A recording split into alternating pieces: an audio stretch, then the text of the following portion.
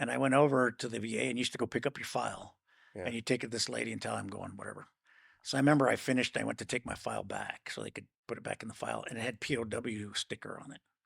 She goes, "You're not a POW," and she pulled a sticker off and tossed it and like, "That's not right. You shouldn't be here." I go, "Excuse me?" I go, "Okay, I don't know what that's about." And so right after that, I got a job with the police department. So I didn't need to go over there.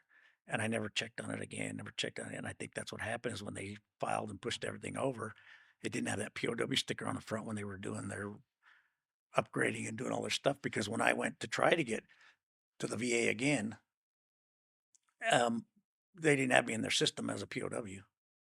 I was in the system and I couldn't figure it out. And I finally talked to a guy and he says, "The problem is you've been contacting us here in Colorado. You're not a POW here."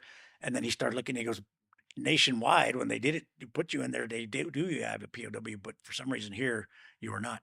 I literally had to go to a congressman and have him, he got a hold of the Marine Corps and the State Department and a couple other agencies to send paperwork to tell him that I was a POW. This is what happened to me, whatever, whatever, and I have the POW rating.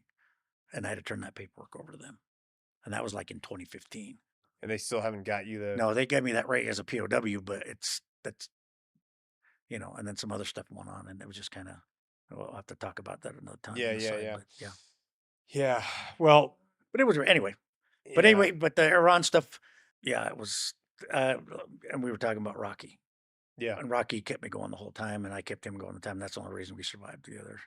And we're doing it again, like I told you today. We're like brothers. We're literally like brothers, with each other, and yeah, Yeah, I mean, having your friend there yeah, to provide, number one, comic relief, yes, throughout the time to kind of keep your spirits up. Like yes, that was probably invaluable throughout that yeah, miserable experience, yeah, because there were many, many, many, many times where you were getting hit in the beginning for yeah, sure. yeah, And then a lot of times where they, were yeah, threatening to kill you guys yeah, and you thought that you were going to die, yeah, you know, yeah, and plus just not knowing what's coming or what's going to happen and right, like the psychological impact that leaves on somebody permanently for the rest of their life. right, And then, of course, going to the prison, I'm sure that was probably like, yeah.